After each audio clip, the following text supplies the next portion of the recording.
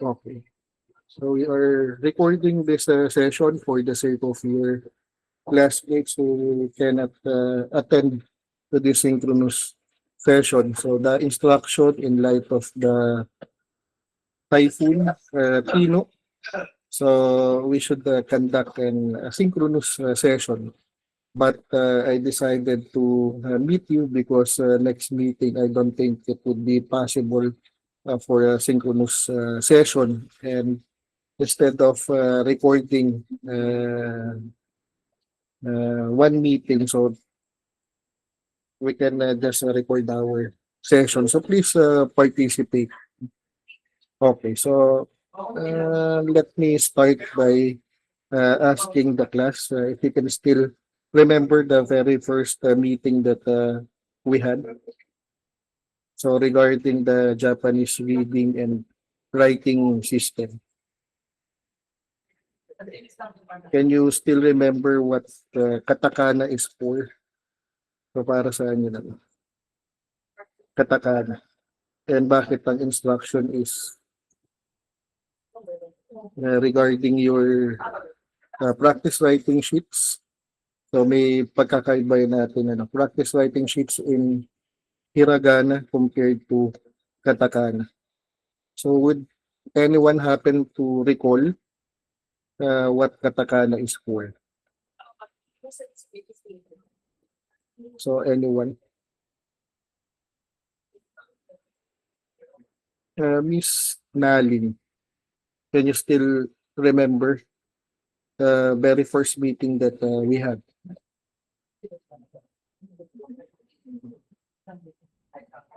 Miss Aliana?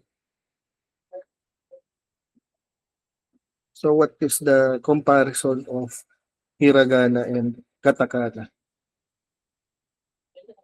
So as explained during the first meeting, so we will divide the semester into two. So the first half of the semester is dedicated for hiragana and the other half is for katakana. So tapos na tayo dun. So nandito na tayo sa katakana. So instead of going straight doon sa sentence patterns, so meron din akong pinost sa Google Stream na pinakang spills o script. So you would be able to make sense of uh, the semester, if not half of the semester. So might as well go back from the very beginning. So as you would recall, Miss Naling and the rest of the class, so yung katakana is for place names, proper nouns, and anything foreign. Ano? So yung foreign na mga salita, ginagamit nila na Japanese reading and writing system is katakana. So of course, with the exemption of Chinese kasi yung Chinese ay kanji yung ginagamit and yung Romanji para naman sa Roman alphabet. So yun, para pareho natin ginagamit yung apat Japanese reading and writing system. So on top of hiragana and katakana, so gumagamit din tayo ng Romanji and kanji. Pero in general, if yung hiragana ay pang katutubo ng mga salita, mga local words sa Japanese, yung katakana naman on the other hand ay para sa foreign na mga salita including proper nouns and place names. Do you follow? Na susundan nyo ba? Okay, thank you. So para dun yun. Kaya I'll give you a quick test. So this is composed of 15 items. So you can make use of the chat box or you can unmute if you can understand what I'm going to tell you. So I'm going to repeat twice and later we will process what you just heard. So I'm going to give you the Japanese words and you tell me the English meaning. Do you understand? Can we have a raise of hands? Nakuha nyo ba? So sasabihin ko yung Japanese word Tapos sasabihin nyo through chat box or through unmuting kung ano ibig sabihin sa English. So we start. Ano? Cookie. Cookie. So ano yung cookie sa English? So lahat ito ay katakana.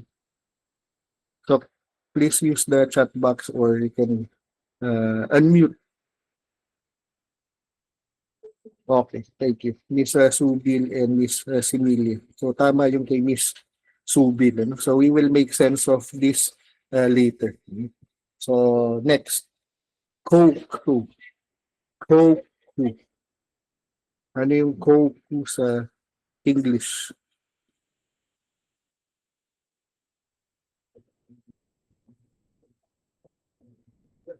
Meron ba? Nakakaalam? Okay, tama. Miss Lara, thank you. Good. Oh, tama din si Miss Licaros. Coke yun. So next, Kokekoku. Kokekoku. Kokekoku. So tatlong beses ko pa inulit.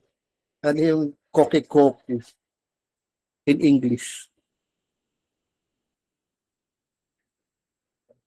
So anyone? So this is the third item already. So gagamit din ako ng chat para makuha na.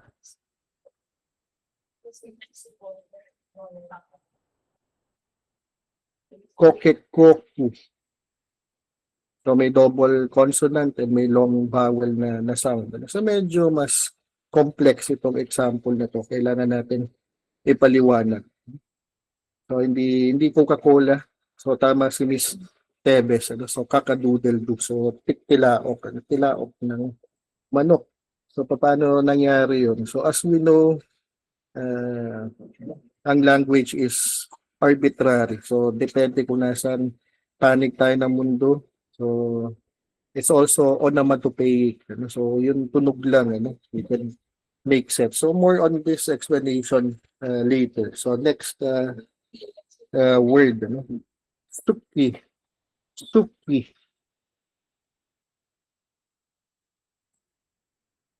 Stuki. Ano siya sa English? What's the English meaning of suki? So please try yung iba. So don't be afraid of not getting the... So yun ang ibig sabihin, Miss Yulip. Ano? Pero hindi, iba pa yun. Ano? Suki lang yun. Suki des. So ito ay long vowel na tunog. Suki. So ang isa pang rule ay silent yun pag you. Ano? Kung may mga pangalan kayo na meron sa dulo. So silent siya. So ang tamang sagot ay ski. Ski. So hindi siya suki. Okay. So next ay gasu. Gasu. Ano yung gaso sa English? Okay, thank you. Kami subing. Tama. Gas. So next ay sausage. Sausage. Okay. Tama. Sausage. So just be mindful kung long ba o kung may silent letter. So next ay kosu.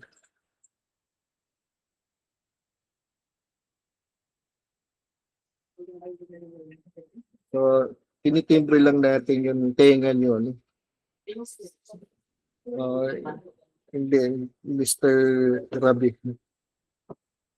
So hindi lang siya long vowel na tunog. Hindi siya kosu. Hindi din Mr. Hina. Medyo malapit na Miss Mitra. Pero ang ibig niya sabihin ay yan, tama si Miss Yulip, course, course. So ang tunog na lang talaga ni course. So tandaan natin, so medyo nahirapan yung mga Japanese sa mga L na sound tsaka R na sound. So medyo nagbabaliktad yun. In the same manner na magka parehas halos yung daw tsaka yung raw. sa atin. So, interchangeable yan sa kanila. So, next ay Kesu. Kesu. Tama si Mr. Fernando dun sa post. Pero dito na tayo sa pang-pito na item. Pang-walo na item. Kesu.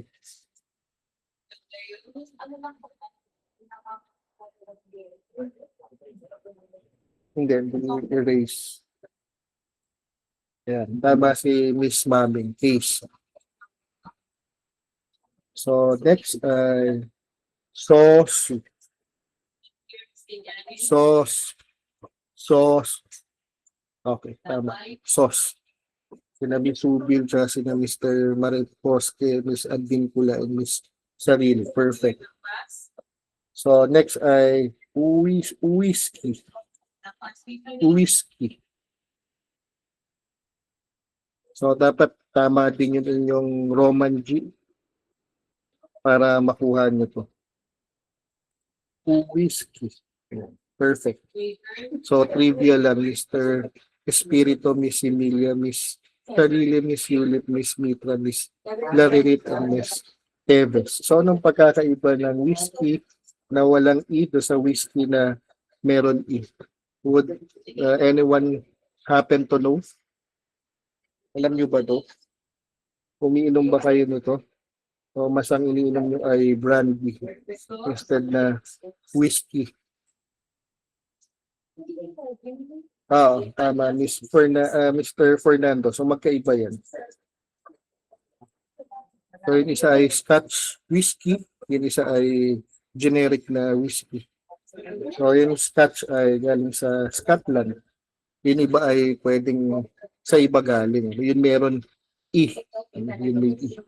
Whiskey. Scotch whiskey. Yun iba ay hindi na galing sa Scotland. Hindi na rin Scotch. Kaya generic na whiskey lang. Okay. So, next ay Tequisotto. Tequisotto. So, ang tunog na lang talaga dyan ay texto. Texto. So medyo malapit ni Subil pero ang mas tama ay text mo. Tama si Miss Yuli. Okay, so next ay taxi.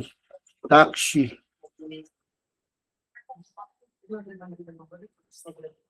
Okay, tama. Mr. Spiritu. Taxi. So i-tune lang natin yung tenga natin, saka yung pagsulat natin. In the same manner, kung ano yung pinapagawa ko sa practice writing sheet. Ano? So, considering na dapat asynchronous tayo ngayon, I was intending na magpasa ng practice writing sheet number 4 to 7 ng hard copy. Pero, yun nga, dahil meron tayong Tino ngayon, so I'll consider. So soft copy na lang din, ano. So may mga comment na ako dun sa iba. So meron 3, 4 na hindi pa nakakapagpasa. So if you want to get exempted, so kailangan ko ng 4 na requirement na non-negotiable. Yung 3 practice writing sheets, tsaka yung flashcards. So 3 practice writing sheet, nakaisa na kayo. So 3 pa. So today, ibibigay ko yung pangalawa. Tapos next week yung 2. So just in time for the final exams. Okay, so ang next ay Suteki. Suteki. So ang spelling na lang, ang pronunciation na lang nito ay steak. Suteki. Yan. Perfect. Bisubi. Steak. So mapapansin nyo, you would observe na iba yung tunog doon sa actual na salita. So be mindful. Kaya sabi ko, listen well and listen carefully. Kasi ililipat nyo to sa katakana. Kasi yun ang ating lesson talaga. No? So second to the last. Chisu. Chisu. So magiging tunog na lang talaga nito ay cheese. Okay, so perfect. So cheese. On last na example ay dowa. Dowa. So hindi dough, dowa. Iba pang salita. Yan. Perfect. Si Miss Haynes. Door. Pinto. Okay? So ano yun natin mga observation dito. So sa katakana, apart from na-Japanize yung mga salita dahil foreign words, proper nouns, place names, including yung mga pangalan natin. Okay, tama, Mr. Fernando Sodor. So, nagja-Japanize siya kasi ini-spell natin siya sa katakana. So, including yun natin mga pangalan. Kaya, di ba, ito yung paliwanag ko yung Randy Noboresa. So, yun yung mga comment ko dun sa inyong mga practice writing sheet. So, isulat niyo pa rin siya sa correct na Roman G. Tapos, yung last na practice writing sheet, probably hard copy na ihingin ko. Tapos, itulat niyo na siya ng katakana. So, we need to get this correct. So, doon muna tayo sa Roman G. I-practice lang natin mabuti and makinig tayo ng Japanese. So, nanonood kayo ng anime. So, meron kayong ibang appreciation sa Japanese this time. So, yun. Meron pang ibang activity pero hindi natin magagawa kagaya ng word hunt sa katakana. So, piniprepare lang natin yung nating sarili dun sa ipapagawa natin dun sa oral test. Tapos, para makapag-prepare tayo doon, yun nga, tinotono natin yung tenga natin sa katakana. And more than dun sa napapakinggan natin and yung pag-chat natin. So, mahalaga din yung sense. So, kung ano yung ibig sabihin, bakit ganun. So, gumagamit tayo ng mga long vowel na tunog. Meron tayong mga double consonant, may mga silent letters tayo. So, if you would remember, maraming rules sa hiragana. 6 na rules sa hiragana. Sa katakana, 2 lang yung rules. So, obviously, ang rules sa katakana ay long vowel na sound saka double consonant. So, question. Meron bang pagkakaiba yung hiragana at katakana dito sa dalawang rule na to? So, nakita ko yung ibang mga practice writing sheet. Alam nyo na kung paano gumamit ng long vowel.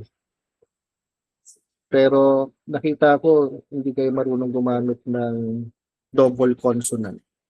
So, yun ang i-correct natin. Kung yung mga pangalan nyo, meron double consonant na mga letter. Okay, so Miss Matre. So, meron bang pagkakaiba yung hiragana na rule sa long vowel and double consonant sa katakana? Miss Andrea. So again, yes, go ahead. I think parang wala din po. Walang pagkakaiba. So can we have another response? How about Miss Marquez? So para kay Miss Matre, walang pagkakaiba. So later I'll show you kung meron ba o wala. If we get another response. So Miss Charlene, do you agree with Miss Matre? So wala daw pagkakaiba. So tama naman, walang pagkakaiba. May rule para sa double consonant saka sa long vowel. Pero ano yun? So Miss Malabayabas will get back to Miss Marquez. Miss Carmine. Yes po. Magkaiba ba o magkapareho? Magkaiba po, sir. Okay, so maganda yung sagot mo. So magkaiba. So siyempre ang kasunod na logical na question, ano yung pagkakaiba? So, anong ginagamit, Miss Malabayabas, para sa pagbaybay pag nasa Roman G yung ano, yung katakana? Ano yung ginagamit na symbol? So, nakita nyo kanina doon sa pag-chat ko, ano yung ginagamit ko para ipakita long vowel yung tunog. Ano? So, gumagamit ako ng parang ano. Kasi yun lang ang meron dito sa US, UK na 108 keyboard. Ano? So, hindi naman Japanese yun natin keyboard. Okay, so gumagamit ng dash. Thank you, yung sarili. Ano? So, parang dash, parang hyphen.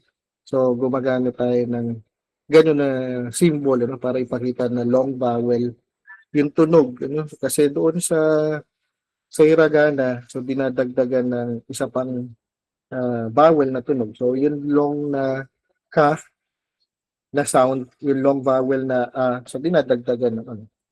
So, sa hiragana yan. Ano? Pagdating sa katakana, ganito yung symbol niya. Do you follow? Susundan niyo ba? So, yan. Meron siyang dash, meron siyang hyphen. So, palagi ang comparison natin ito is sa English language kasi after all, PAELs major naman kayo. No? So, yung hyphen, yung dash, ginagamit natin yun. So, yun. Sa 6 na rules sa hiragana, 2 lang yun sa katakana. So, mas madali ba yung katakana kaysa sa hiragana?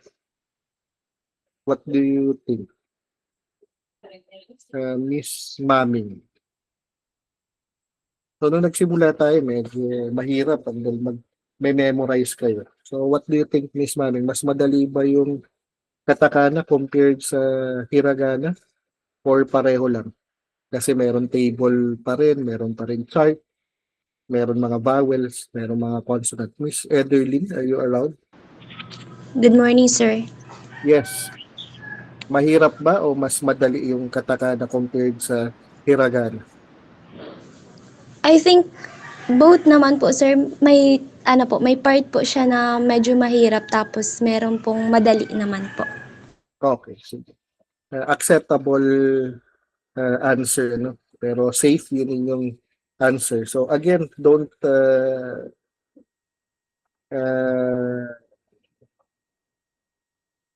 get complacent. Ano? Kasi pareho yung sagot niya kanina. Tinatanong kung magkaiba o magkapareho. So, it should by now, it should be clear na meron kayong subject position. Ano?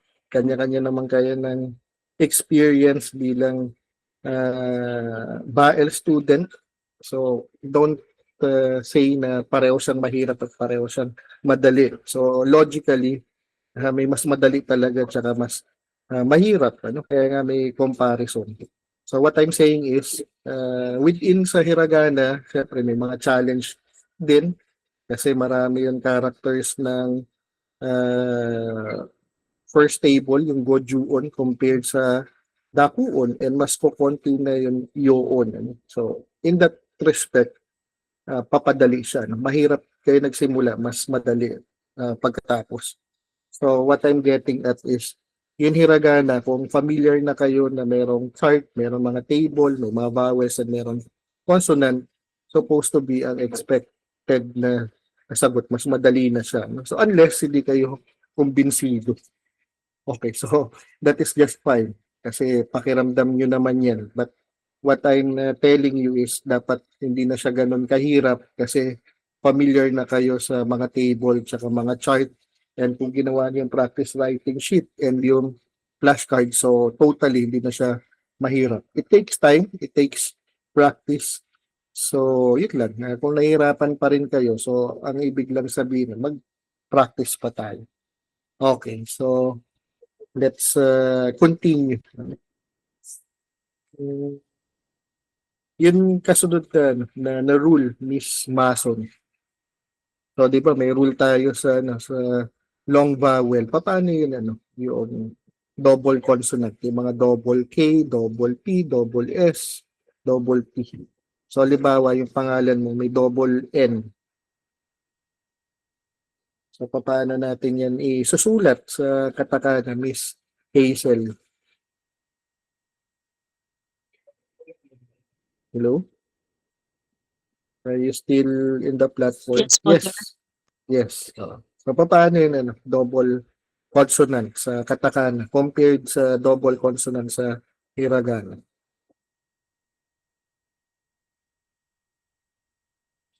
So, hindi na lang ito simpleng memorization, Nagsimula tayo ng recall, ng remembering. Pero dito, meron na tayong analysis, tsaka meron na tayong application. What do you think, Miss Mason? Ano yung rule natin sa hiragana? And what do you think is the rule for katakana in terms of double consonant? Paano natin siya isusulat sa Roman G bago natin siya isulat sa katakana?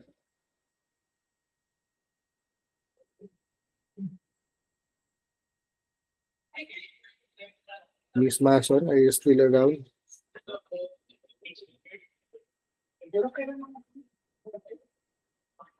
Okay, so sige. I-assume natin na parehong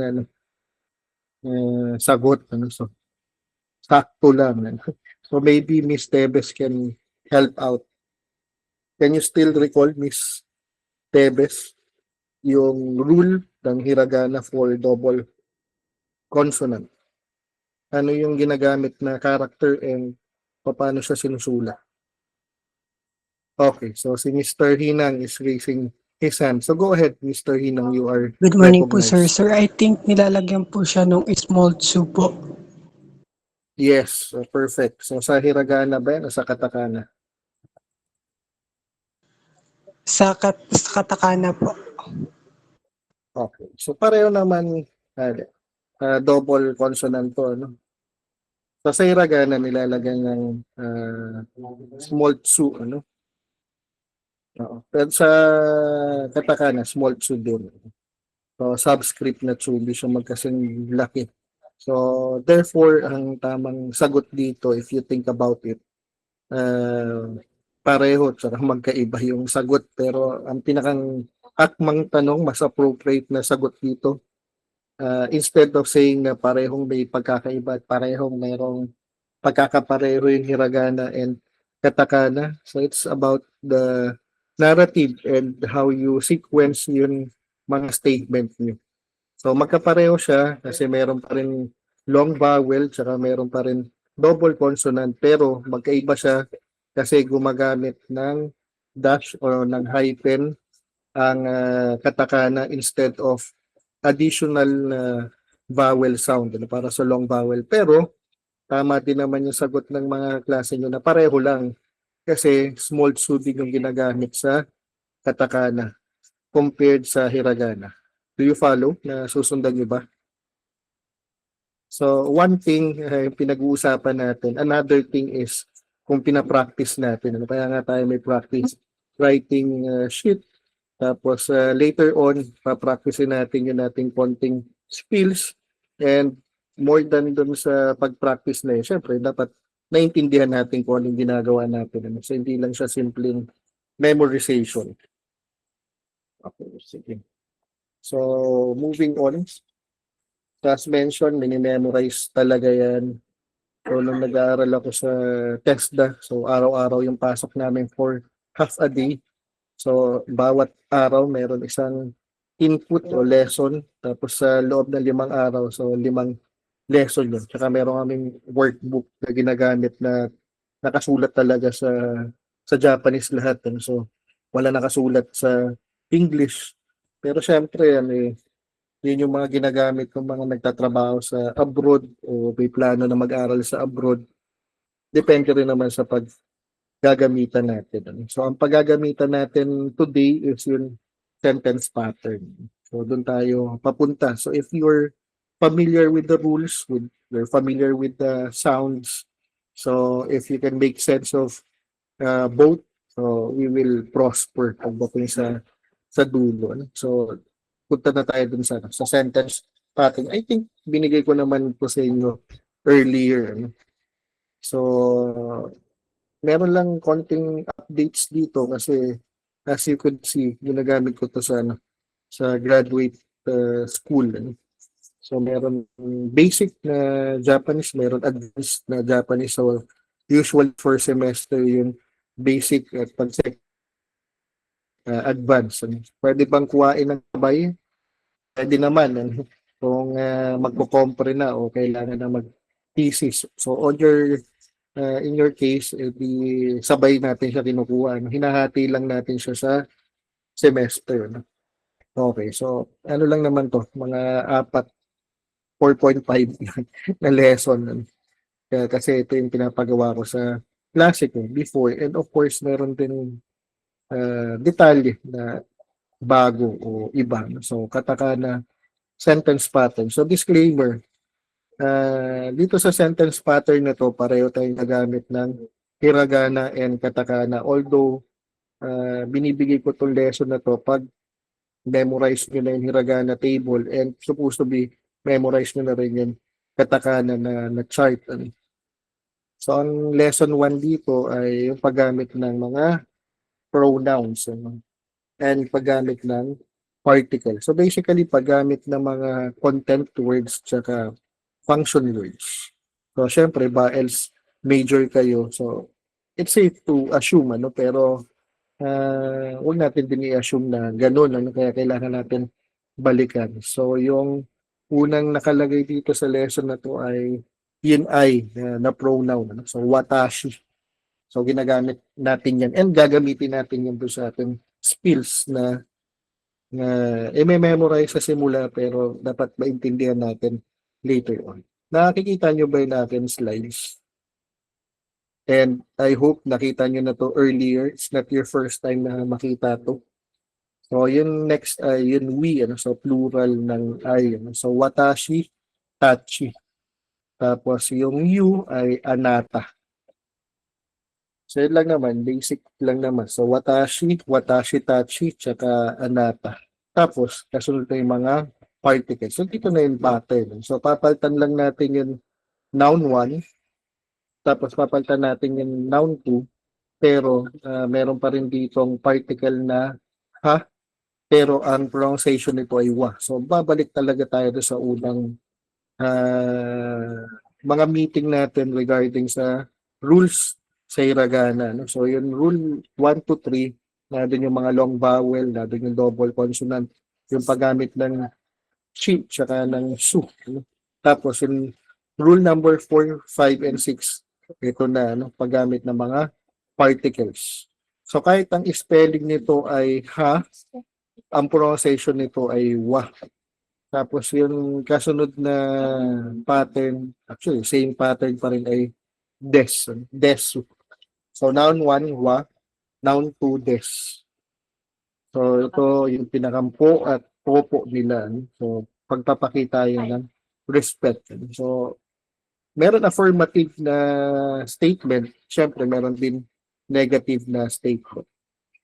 So ja arimasen. So ja arimasen.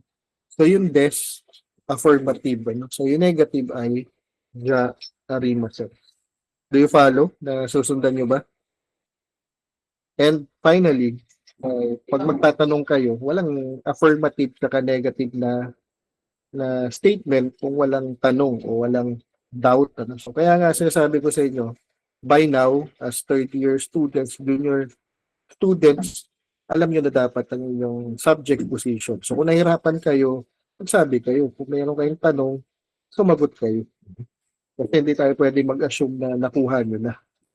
So, yun. Kung sinabi ko na ganito yung deadline, pero hindi ako naglagay ng oras, so, pabuti nyo sa deadline. Kung meron tanong, katulad ng ka, kasi walang question mark, yung iba sa inyo gumagamit pa rin ng punctuation, so yun, i-correct natin yun. So, walang lowercase, walang uppercase sa Japanese.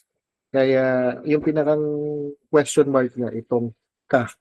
So, kung natatandaan nyo sa greetings, so, di ba, meron doon tanong at meron din syempre sagot. So, basic na tanong ay wakarimas ka. Wakarimas.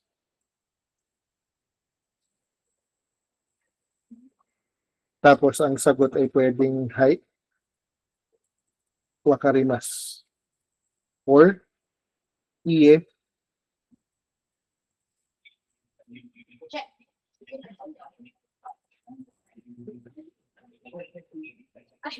So, negative, syempre, yung arimasen. Pero syempre, gano'n naman talaga. Meron affirmative na statement, meron din ang negative na statement. So, dyan tayo nagsimula. So, babalikan lang natin so, para hindi siya mawala. And kahit tapos na tayo sa Japanese, kung gagamitin nyo yan, meron siyang meron siyang application. So, wakarimasen din yung isang form nito. So, kung papansin niyo yung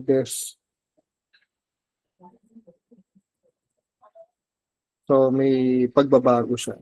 Tapos later, makikita niyo meron din siya ng tenses. So, makikita niyo meron din ibang parts of speech. Meron din ibang content words. So, yung function words na dito. So, yung particles. Okay. So, let's continue. So, may question. So, makikita nyo, yung ibang spelling dito as mentioned ay nakasulat sa hiragana. Pero this time, foreign words katulad ng citizenship, so nakasulat na siya sa katakana. And you should know the difference. Tama? So, huwag tayong safe na parehong ginagamit ang hiragana at katakana. So, the more important question is, kailan ginagamit ang hiragana and kung kailan ginagamit ang katakana. Do you follow? Sa isang sentence. Kasi sentence pattern tayo. Kahit nilagay ko to sa katakana na part at hindi sa hiragana. So, di ba? Logically, dapat nakuha nyo muna yung hiragana bago makuha yung katakana. In between, gumagamit tayo ng Roman Greek.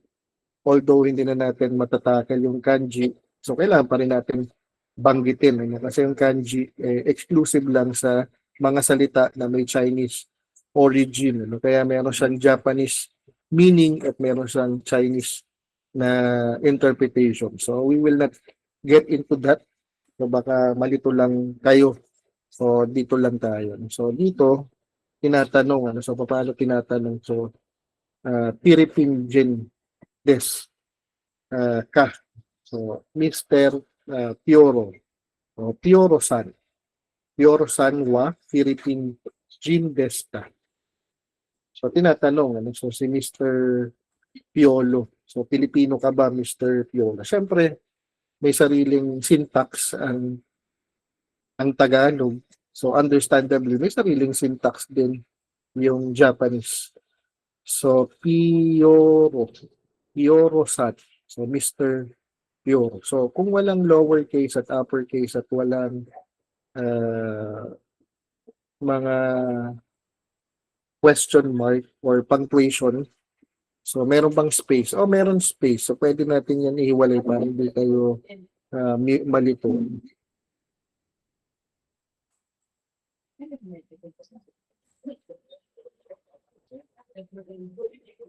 Para lang sumunod dun sa pattern. So, itong character, unang tatlong character, so Pioro, so yun.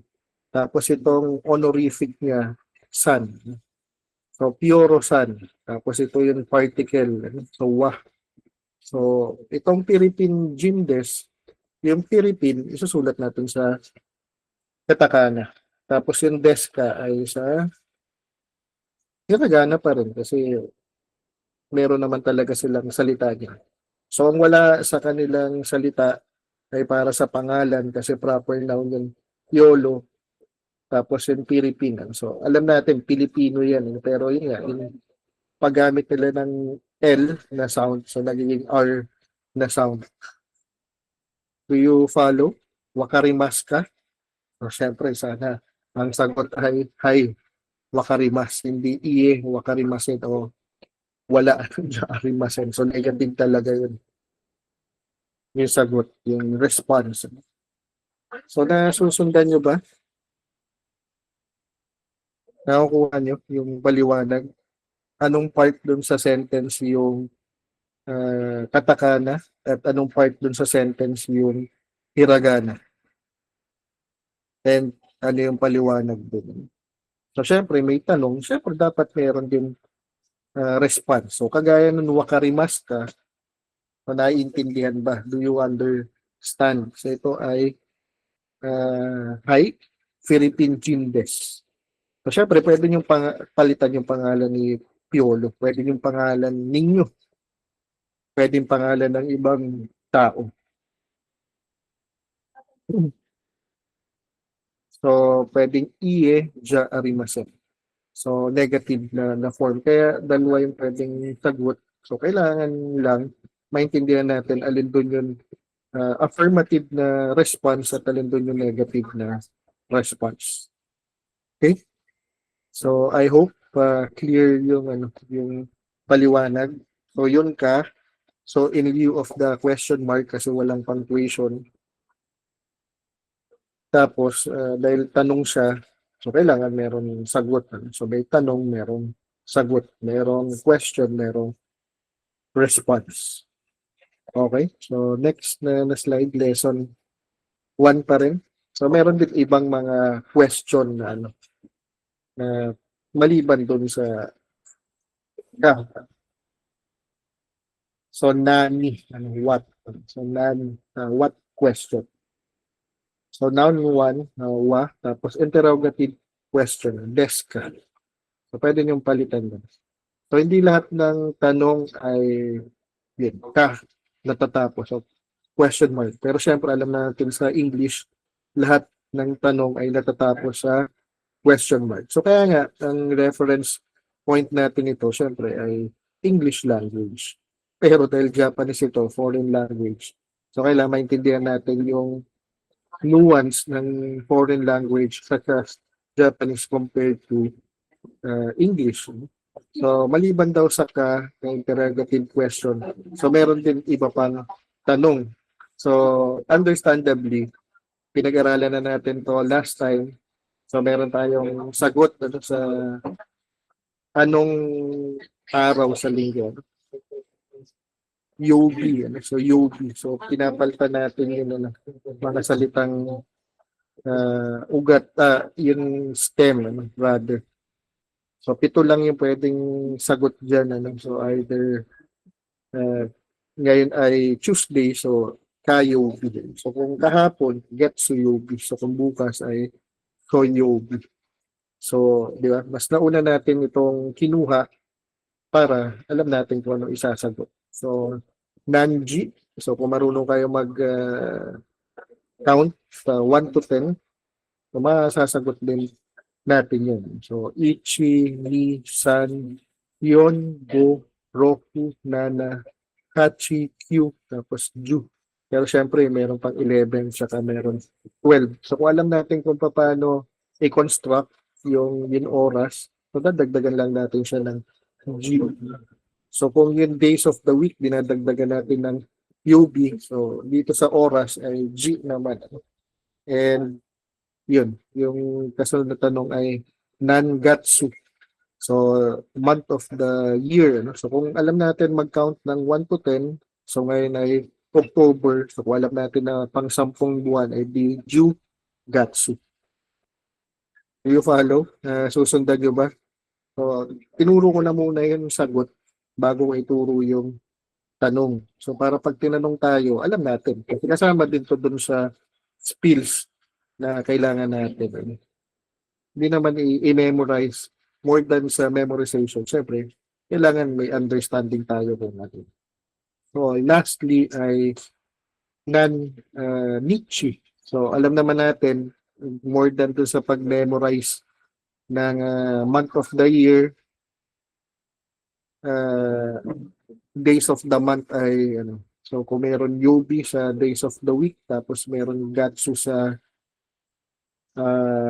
month of the year, so pagdating sa days of the month ay merong Nichi. Pero syempre hindi naman 1 to 10 ay ganon, kung marunong na kayo ng 1 to 10. So if you recall, yung first day of the month ay Tsui Tachi.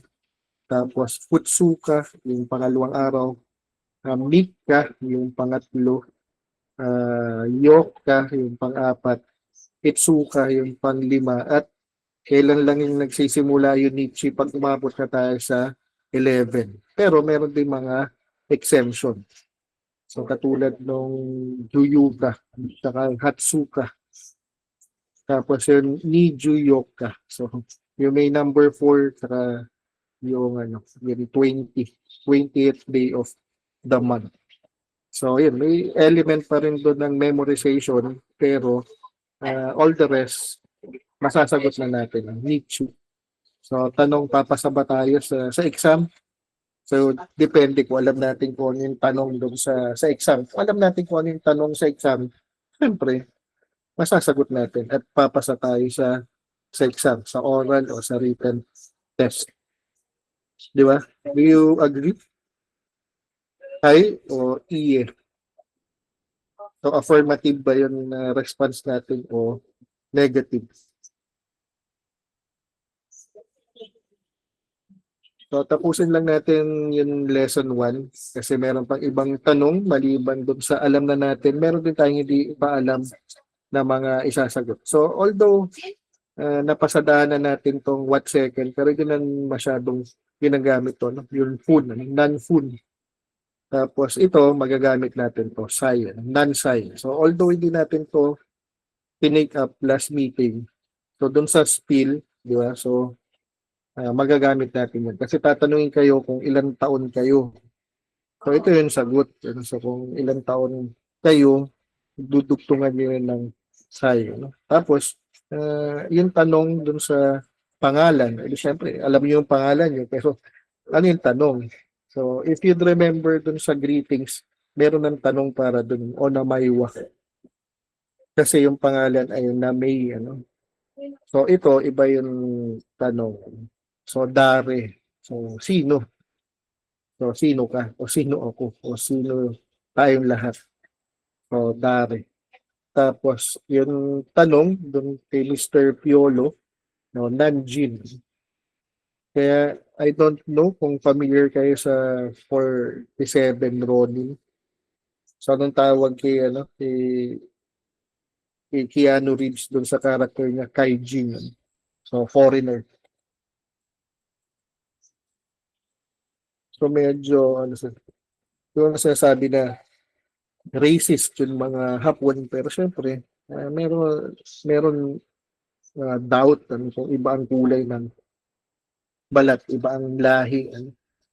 Do you have any question or clarification for this part of the lesson? Nasusundan nyo ba yung logic niya? So, syempre may tanong, tapos meron sagot. So, pwedeng yes or no yung tanong, pero meron din mga tanong na mas specific yung mga hinihingi. I think this is very important. You cannot underestimate yung mga simpleng yes or no question. Kasi ginagamit nga ito sa hearing, diba? Sa Senado. So, hindi nga makasagot ng yes or no. Baka ang problema, yung pagtatanong din, diba? So, kung hindi naman yes or no yung sagot, so, dapat ayusin nyo naman yung line of question. So, baka meron kayong tanong before we proceed to the next lesson.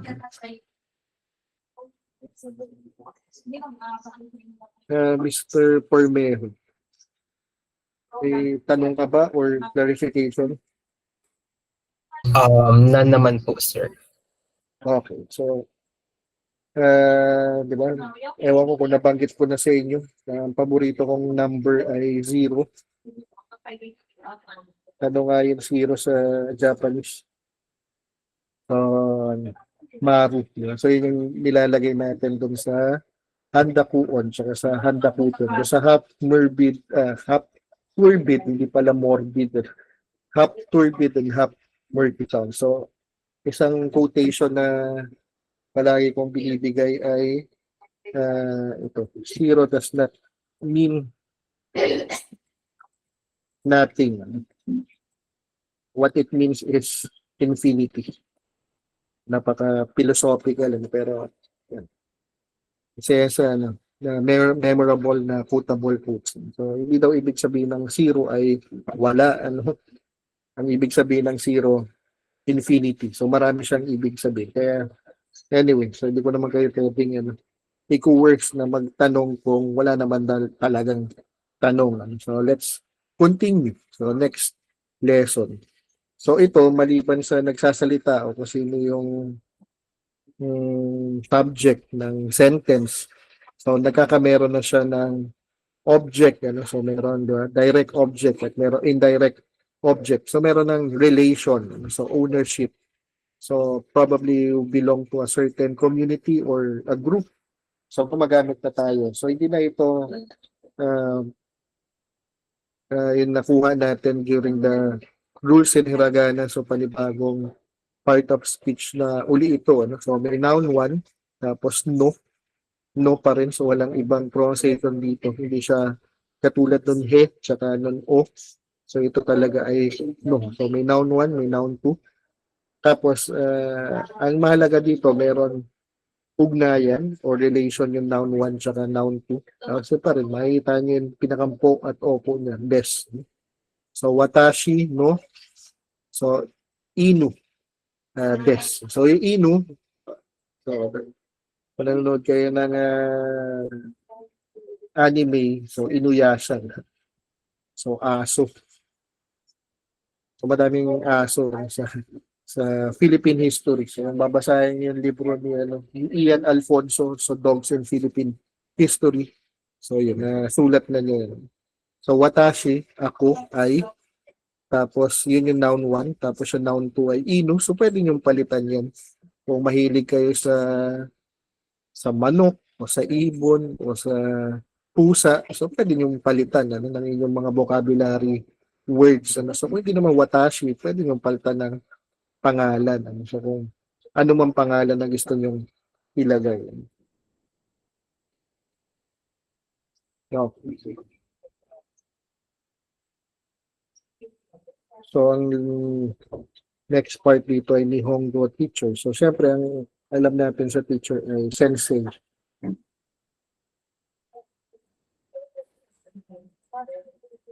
So, nakasulat yung sensei. So, sa hiragana pa rin, pero may rule tayo dito para sa long vowel na natunog. So, instead na dagdagan lang ng isa pang e, kung Chinese ang origin, ay yung idadagdagan. So, sensei.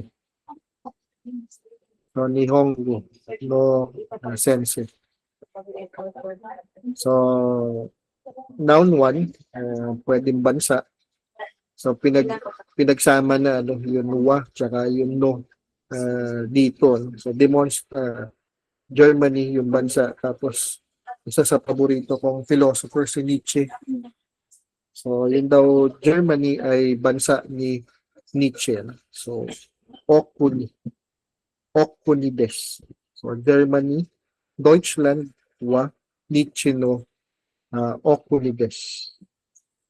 So, yung Germany ay bansa ni Nietzsche. So, pwede nyo naman palitan. Pwede nyo naman gawin Pilipinas yan. Tapos pwede nyo palitan ng Rizal yan si Nietzsche. Pero ganun pa rin. Okuni des. So, yun lang. Papalitan nyo lang yung value. So, ito yung formula. Tapos papalitan nyo lang yung X ng kung ano man gusto nyo ipalit. Tapos dito, ini-introduce yun paggamit ng demonstrative na pronoun. So parang papalitan nyo kasi ano na to, lugar. So, location. So, depende kung sino yung nagsasalita tapos kung nasaan yung kausapan. So, ma-figure out nyo kagaya ng pinapaliwanag ko na halos pareho, pero meron siyang pagkakaiba. Meron siyang nuance. So, kore. So, kore wa watashi no hondes. So, kore watashi no hondes. So, ito ang libro ko. So, syempre, iba yung syntax sa Tagalog, pero this is my book in English. So, yun hon ay libro. So, pwede yung paltan yan. So, pwede gawin yan teksto. O pwede nyo gawin niya na not to. So pwede nyo gawin na ball pen. O pwede nyo gawin na empties. So, pero, ayun, yung demonstrative pronoun para dyan ay kore. So yung watashi, ikaw nagsalita, hawak mo yung libro, hawak mo yung lapis, o hawak mo yung ballpen, o kung ano man object, notebook, o textbook. So pwede nyo yung palitan yun, hon. Ano? So pwede nyo palitan yan, hon. Yun, kore. So kung hawak nyo, hindi kore talaga yan. So this, yun malapit sa nagsasalita, tsaka sa kausap. So yung sore naman ay malapit doon sa kausap, sore. So sore wa no to des. So yun that yung nagsasalita, hindi na nilagay dito na watashi. Pero kung ikaw ang nagsalita, ikaw yun. So watashi. So omit na yun. So masyado ng mahaba. Alam niyo yung mga Hapon, economical sa mga salita. Kaya maganda ang kanilang ekonomiya. So subukan yung mag-translate sa Filipino, di ba lalong humahaba yun, translation. Kasi mahilig tayo sa mga salita. Pero yung mga Hapon, hindi. So, ano yan? Meron ekonomiya yung mga salita. So, sorry wa no to des. So, that is my notebook. Pero meron ding salita para sa malayo. Yaan, pero malapit. Sorry. Yaan, pero malayo. Are. So, are. So, arewa empits des. So, that over there is my pencil. So, try to imagine kung sino yung nagsasalita, tapos kung sino yung kausap, o kung sino yung sino yung nakikinig. So, merong sender at merong receiver. So, kore, sore, saka are. So, ngayon, meron itong counterpart, and demonstrative pronoun din. Pero, ang pagkakaiba ay ginagamitan ng particle. So, yun kore, yun sore, tsaka are, meron siyang particle na ginagamit. Kaya meron pa rin wa o no sa kore, sore, tsaka are. Pero, pwedeng wala na yun kung kono, sono, tsaka ano yun ginagamit. Kaya meron tayong hito. So, yan hito ay person, hindi siya isda. Hito. So, that person.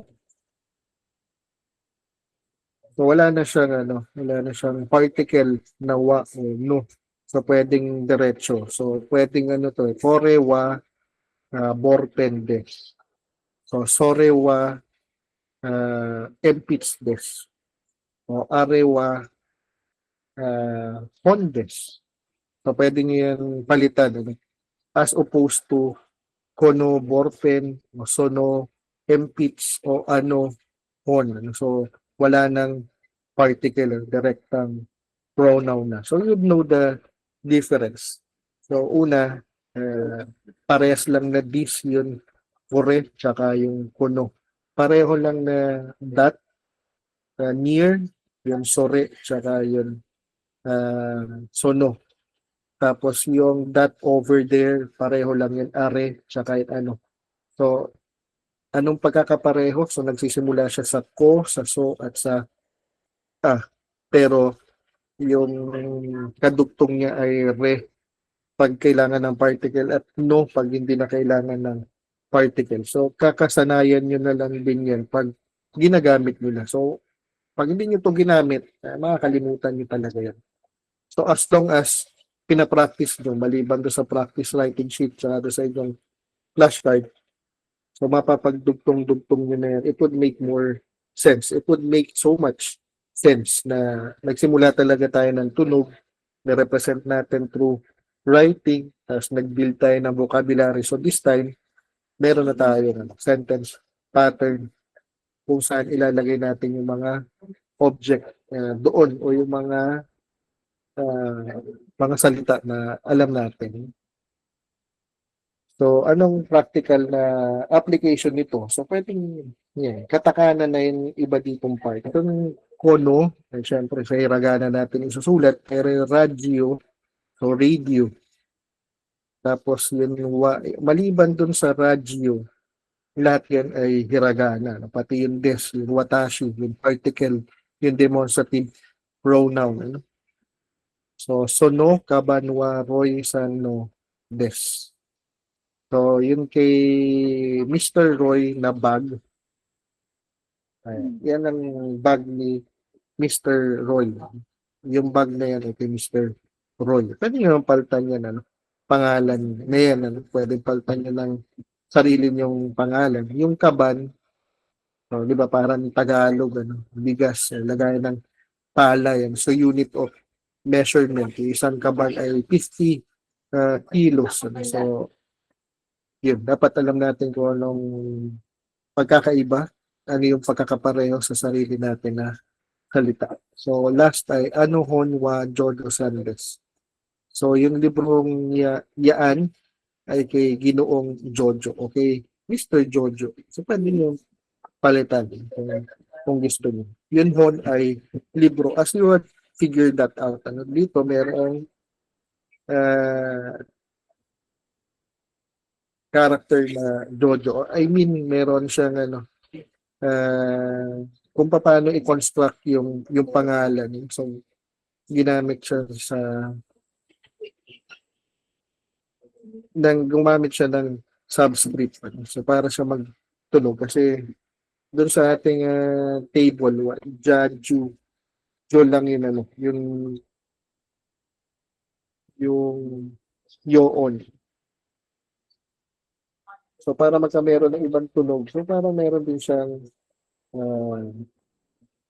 formula. So, ang formula natin ay manggagaling pa rin doon sa ating table. Doon pa rin sa chart. Although may nakalagay na doon sa chart na mga ibang character, pero hindi naman lahat ng character ay nakalagay doon. So, magko-construct din tayo ng mga salita kagaya ng pangalan ko. So, meron doon hindi nakalagay doon sa chart. Ano? Kasi nakalagay doon sa chart ay John, kaya Jojo. So, galing sa GM, pero para magtunog siya na O, so nilagyan na subscript na Yo. So, kombinasyon ng G tsaka ng Yo yung Jo. Pero pareho lang naman na yung ginagamit. Kaya nga may rule number 3, ano, paggamit ng G tsaka ng nagaling sa na ro at G nagaling sa ta na ro. So may mga additional letters for foreign sounds. Ano? So kung babalikan yung chart nyo, meron D, meron fa, may T, may do, meron we, tsaka fo. Hindi lahat nakalagay. Ano? So pwede natin siyang i-formulate. Ano? Kaya may chance pa na mabago-bago mo siya isulat sa katakana, isulat muna natin siya sa Roman G. So para makatiyak tayo na tama yung natin ginagawa. Okay? So, yun yun, ano, lesson number 2. So, hindi naman masyado mabibigat itong lesson na to, pero pwede sana natin itong i-unpack na mas matagal kung meron tayo luxury of time. Pero dahil wala, at limited lang ang ating oras, edi yun lang. Okay. Miss Alcaraz, meron ka bang tanong o meron ka bang clarification dito sa lesson number 2? Yung pangalan mo, kagaya nung kay Mr. Permejo, meron din Joe. So, na-figure out mo na kung paano mo sulat ang pangalan mo.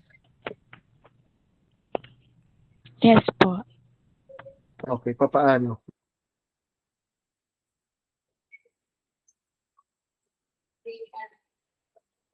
So, paano mo siya i-pronounce? So, paano mo siya isulat? Sa practice writing sheet, sa Roman G, bago natin siyang gamitan ng katakana. So, meron bang tunog sa chart ng katakana ng Jo? So meron. So meron tunog din yung at meron din tunog yun na. So pareho lang. Pero yung Alcaraz, paano niyo siya isusulat?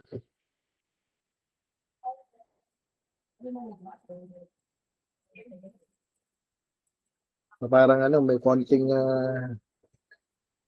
problem solving.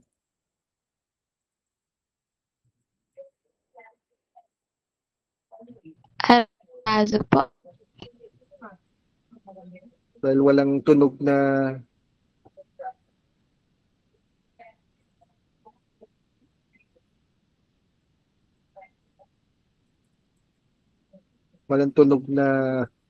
L, pero meron silang R na tunog. So, nagiging silent na yan. So, I think sinulat ko naman doon sa inyong practice writing sheet. So, tingnan nyo lang kung ano yung mas malapit doon sa tanong, doon sa tunog. Kasi wala naman siyang hard and fast na rule kung tatanungin nyo ako. So, yun lang medyo malapit. So, bibigyan ko kayo mamaya ng palaisipan kung paano nyo siya gagawin. Pero, syempre, exercise lang naman yun. Hindi naman yung binigay para mahirapan tayo. So, yun.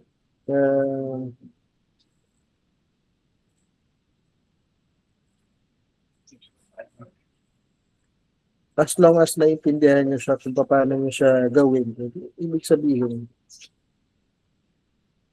you're in good standing. Tapos kung tayo ay mag-final, so papasa naman kayo sa inyong oral test.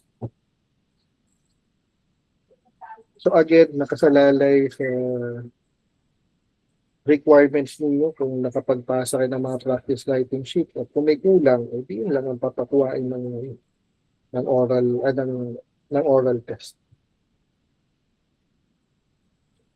So you remind me later na maibibigay sa inyo kung paano nyo siya gagawin. Kung na-figure out nyo kung paano nyo siya gagawin, ibig sabihin, chances are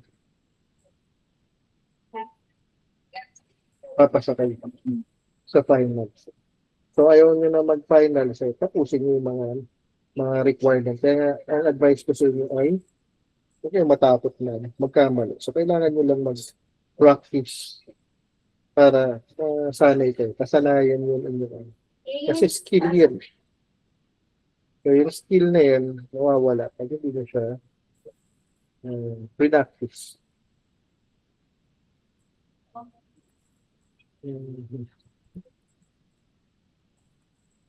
So yung iba na may mga pangalan, na may mga ganyan na mga tunog. So yun lang yung kinomentan ko. Yung iba na wala akong comment, ibig sabihin. Okay naman yung iba. Sige, balikan ko na lang yun. Yun para dito sa lesson 2. So let's continue with lesson number 3. So dito na yun mga location at mga lugar. So place and direction. So tinatanong kung nasaan yun yung lugar. Siyempre may vocabulary din dito kung anong tawag din sa lugar. So yung noun 1 dito ay kaidan. So stairs. So yung noun 2 ay asoko. So noun 1 kaidan wa asoko des. Tapos Kimura-san, si Mr. Kimura wa Jimusho des. So si Mr. Kimura daw ay nasa opisina. Tapos denwa wa nikay des. So yung denwa kasama na yun sa inyong vocabulary. Pero yung kaidan, yung Jimusho, hindi. Tapos dapat alam nyo kung anong isusulat sa hiragana at alin dito ang isusulat sa katakana. So, kumbaga para kayong color blind. So, kung alam niyo kung ano yung rainbow na kulay, so, make more sense. So, make sense. So, ito yung tanong, Dokko o Dochiro. So, kung naghahanap kayo sa Japan, kung pupunta kayo kung nasa ng toilet, so, toire wa Dokko desu ka. So, hindi tinatanong kung ikaw ba yung kubeta. Kasi madaling magkamali dito. Kasi parang, di ba, hindi siya grammatical. Pag namali tayo at hindi tayo sumunod sa ganitong pattern. Tapos, shukodu wa doko desu ka. So, syempre, yung shukodu ay may long vowel na tunog at dahil ito ay katutubong salita, ay di siya hiragana natin siya isusulat as opposed to toire. So yung toire ay foreign kasi toilet yan. So isusulat natin siya sa katakana. Tapos nani gakko wa doko desu ka. So yung gakko ay double consonant na long vowel pa. So trivia. So palagay ko na ibigay ko naman ito sa inyo dati. So just to emphasize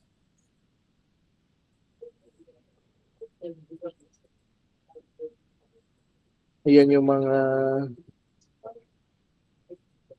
cognate. Ano? So yung gaku ay school. So pag malaking school, daigaku. So tapos kung university student ka, gakusei. So kung may sensei, meron din gakusei, schooler, student. So syempre, maliban sa app ng dictionary, so maganda din mag-invest kagaya ni Mr. Hinang sa mga libro. So tama yung may libro. Pero kung tayo ay in person, I could have required you to invest in a good bilingual dictionary. So English, Japanese, Japanese, English. Pero syempre, hindi. Kaya mobile app na lang. Madami naman mobile app. Pero just the same, ano man mobile app ang inyong gamitin. So you stick with the lessons, yung fundamentals. So para guided kayo at hindi kayo mawala dun sa lesson. So guide lang yun. I-prioritize nyo pa rin yun, yung lesson. So next ay maliban sa location, tinatanong din kung mangkano. So ito, number yung sagot. So yung number, kung alam nyo yung counting 1 to 10. So as you can observe, applicable siya sa araw sa isang buwan, sa mga buwan sa isang taon, sa araw, sa iba pang mga bagay, in particular sa pagbibigay ng halaga o ng presyo. So, noun 1, so in this case ay wine, tapos tinatanong, so wine wa ikura desu ka. Hindi tinatanong kung ala ka ba. So, hindi ito pick up line. So, meron sagot, so 600 yen. So, rupyaku endes. So, dapat matandaan natin yung mga number, tapos kung ano yung mga exemption. So, yung mga medyo naiiba. So, maliban sa ichi, sanyon, go, roku, nana, hachi, kyuju. So, dapat alam natin kung paano i-formulate yung 11, 12, tapos yung 20, 30, tapos yung particular na example that ay 600 yen.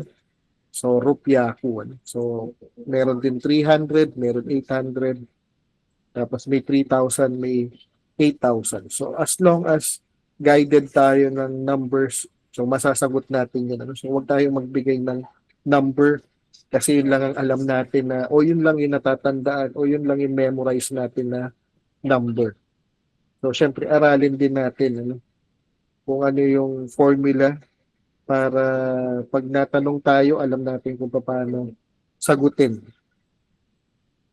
Tapos, last na lesson. So, lesson 4 na. Pero baka may tanong kayo sa lesson number 3. So basically, tinatanong kung ano yung location, tapos kung mangkano. So dapat i-anticipate natin kung ano yung isasagot doon sa mga tanong na yun. So as long as alam natin kung ano yung tanong, naiintindihan natin siyang pakinggan at naiintindihan natin, nababasa natin kung ano yung nakasulat. So, ibig sabihin, masasagot din natin. Kasi kung hindi natin naiintindihan kung ano yung tunog niya, kaya hindi natin nababasa kung ano yung sulat niya. So malamang hindi natin masasagot yun sa oral test. So it's helpful to listen well and you listen carefully. So yun lang naman ang tusi dyan. And of course, magtanong kayo kung hindi nyo na nakuha. So meron ba kayong idadagdag dyan? Ang ibibigay ko sana sa inyo ay bago tayo matapos at bago tayo mag-asynchronous session, nilagay ko kasi sa notes ko yun, pero hindi siya kasi magkakasunod-sunod. Kaya hinahanap ko pa. So, bago ko makalimutan, so, pagdating sa mga numbers, sa mga exemptions, so, tandaan nyo lang.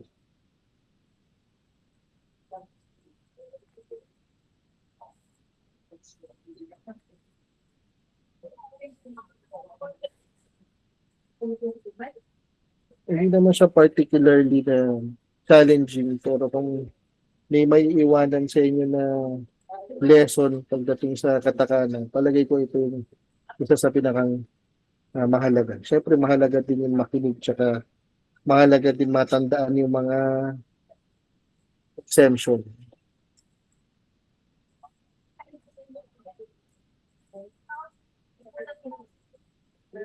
Anyway.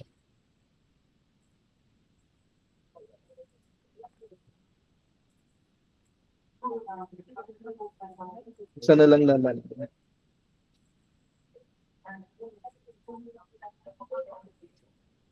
Nasa verbs naman na tayo.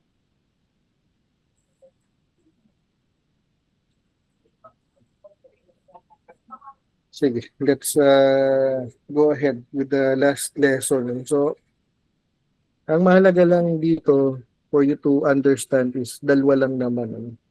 So, kung meron affirmative tsaka negative, katulad ng wakarimas tsaka wakarimasen o ja-arimasen, dalawa lang din ng tense ng verb sa Japanese. So, pareho sa kanila ang future tsaka present tense. So, ang magkaiba ay past tsaka non-past. So, kasama doon sa non-past, yung future tsaka yung present. So, yung okimas ay nagiging okimasen. Tapos, kung past na siya ay okimashita. Okimashita. So, pahaba ng pahaba yun, negative. Okimasen deshita. So, syempre, nakasulat siya sa hiragana. Hindi siya nakasulat sa katakana kasi katutubo naman na salita yan. So, hindi naman yung foreign na salitaan. So, makikita nyo na mayroong medyo mahilig ang mga Hapon sa binary opposite. So, parang dual lang yung system nila. So, kung hindi affirmative, negative. Kung hindi past, non-past. So, magkasama yung future tsaka yung present. So, yung okimas ay to get up or to wake up. So, ito yung mga vocabulary na mga salita. So, ang kabaliktaran ng okimas ay nemas. So, i-apply lang natin yung past tsaka non-past dito. Yung affirmative tsaka yung negative sagot. So, dagdag na lang ito. Benkyoshimasu. So, kung natatandaan nyo, meron noun, benkyo. So, para siya maging verb, so, nilalagyan siya ng shimas sa dulo. So, study lang talaga yun, benkyo. Pero para maging verb siya, dinadagdagan ng shimas. Tapos, yung hatarakimas ay to go to work. Dahil hindi naman nouns ang lesson na ito patungkol po sa action words o verb. Kaya lahat ito ay verb na kung babalikan natin itong quadrant na to ay 4 lang naman ang nakalagay. So pwede nyo yan i-practice So yung okimas, gawin yung benkyoshimas, gawin yung nemas, gawin yung hatarakimas. So, tapos ililipat niyo siya sa past, tapos yung affirmative gagawin niyo siya negative. So, pwede niyong gawin yan during the asynchronous session. Tapos, so kadalasan, pag verb, ganyan. Ano? So, meron siyang past, non-past, meron siyang affirmative, at meron siyang negative. So, hindi naman lahat ng part of speech kasi nga, lesson 1 to 25 ito eh. 4 lang na lesson yung kinuha natin sa TESDA. Sa loob ng 25 na lesson. So, 4 lang yung kinuha natin. So, kasama din dito sa lesson na to dahil kasama ito doon sa skills na memorize ko sa inyo ay yung noun na place. And so, pag sinabing proper noun, foreign words, saka mga place name, automatic nakasulat sa katakana. So, yung Manila dito, yung Marinduque, syempre yung Japan, hindi yung isusulat sa katakana, hindi naman yung foreign sa kanila. Pero yung Manila, yung Marinduque, so nakasulat sa katakana. So may mga pagkakapareho, yung ikimas, kimas, tsaka yung kairimas. So meron siyang mga nuance. So lahat ng ito ay may kinalaman sa lugar o place. Ano? And kasama ito sa hiragana na rules. Ano? Doon sa mga rule natin sa paggamit ng particle. So, eton. So, yung spelling pero yung pronunciation. So, Manila ikimas. Marinduque ikimas. Tapos Japan kairimas. So, yung ikimas, kimas, kairimas, lahat yan ay tungkol sa lugar. So, if you have a mobile app or dictionary, so makikita nyo kung ano yung nuance, ano yung pagkakaiba nitong ikimas, kimas, at kairimas. So, kung pupunta ka sa Manila o galing ka sa Marinduque or later on babalik ka sa Japan, so makikita nyo kung ano yung pagkakaiba ng ikimas, kimas, tsaka kairimas. So just the same, lahat ito ay verb pa rin, pero ang dinadagdag dito ay yung place name. So meron pa ditong ibang nakalagay dapat tungkol sa adjective, pero ang overall na reflection dapat sa buong semestre. So meron tayong mga function words at yung mga content words. So yung mga content words kasama yung nouns tsaka pronouns, pero meron na kailangan natin ipares o kailangan natin gamitin in combination with function words, yung katulad ng particles, tapos yung des. So yung mga nouns tsaka mga pronouns nakasulat sa hiragana, pero yung ibang mga proper nouns, place name, tsaka mga foreign na mga salita, syempre nakasulat sa katakana. So although nakasulat yung particle sa hiragana, so yung the rest ay sa katakana nakasulat.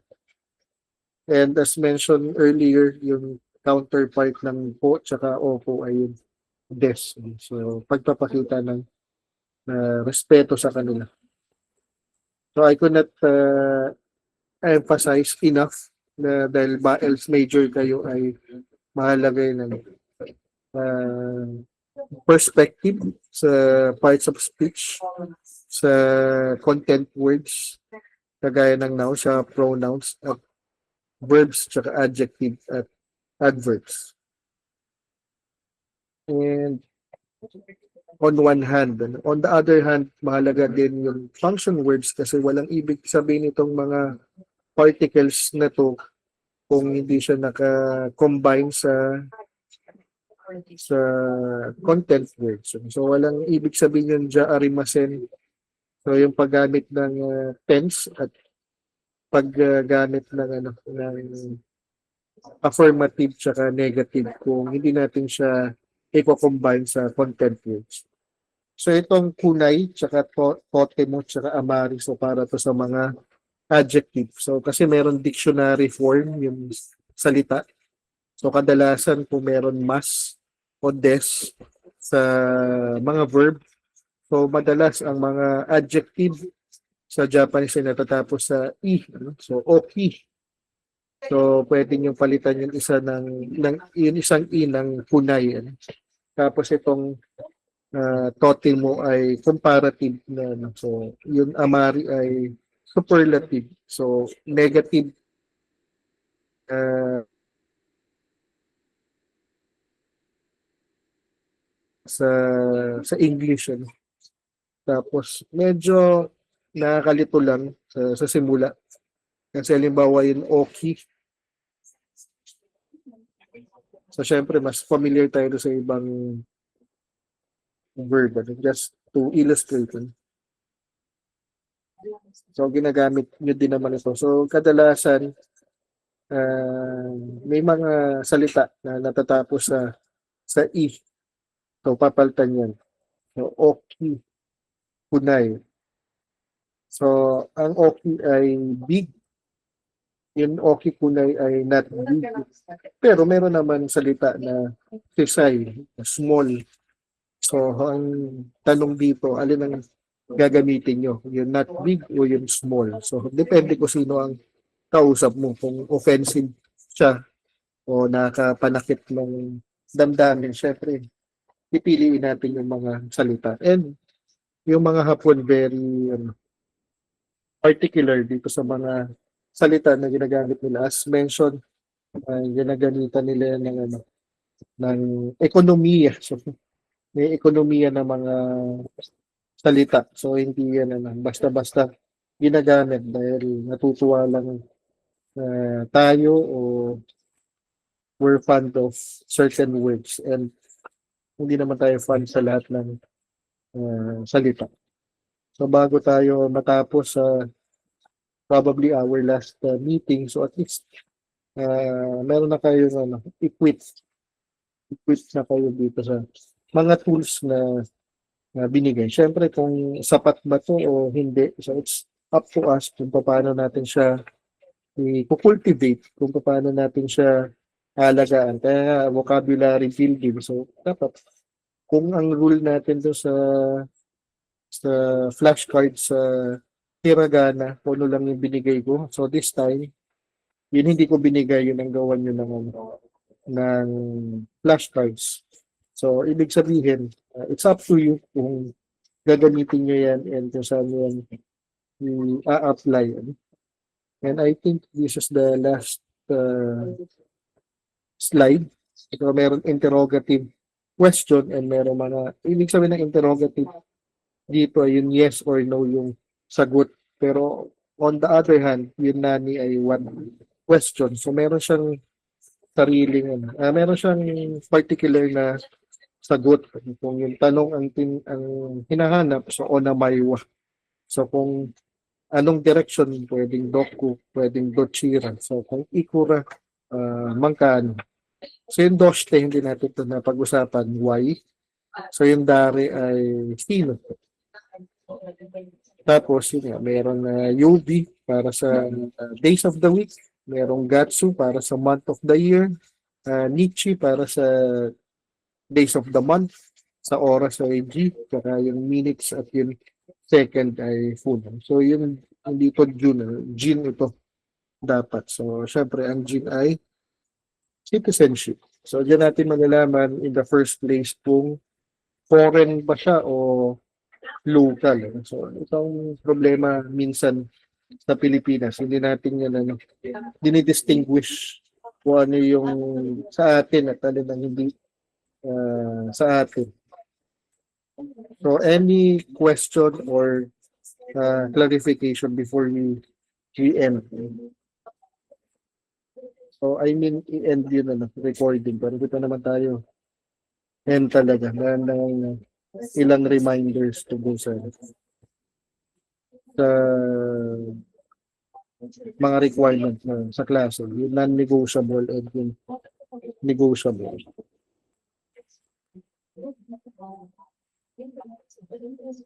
Anyway, di ko makita yun. Ang hinahanap ko, ipopost ko na lang ito sa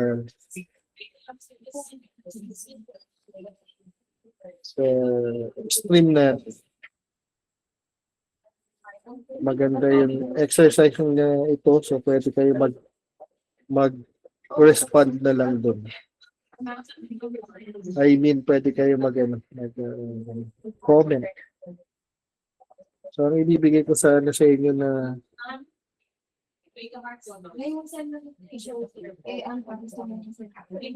salita na gagawin yung katakana ay McDonald's.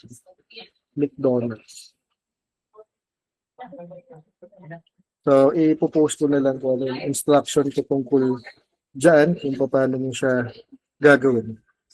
So, I think for the next half or the remainder of the semester, I should say, so for katakana compared to hiragana, supposed to be mas madali na yan kasi mas familiar na kayo. Pero yun, we cannot assume na ganun talaga. Kaya gumagawa tayo ng ibang paraan. So I'll just stop the recording and give you a few reminders.